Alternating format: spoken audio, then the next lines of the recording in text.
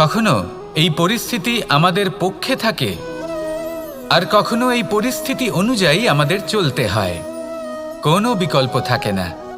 কিন্তু যখনই এই পরিস্থিতি খারাপ, যে আজ পর্যন্ত কখনো আমরা পাইনি, এবার সেটা কিভাবে করা যেতে পারে?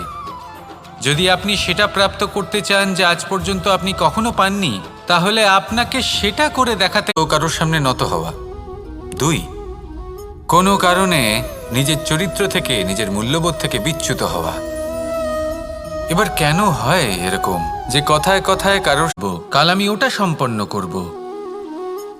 এই যে কাল শব্দটা, এই কাল অত্যন্ত বিচিত্র এক শব্দ। আমরা সবসময় এটাকে আসতে দেখতে পাওয়া অত্যন্ত অনুচিত যুদ্ধনীতি হয়। কথায় আছে যে শ্রেষ্ঠ যুদ্ধ নীতি হলো সেটাই যেখানে আপনি অস্ত্র হাতে নিয়ে এগিয়ে যান সাহসের সাথে।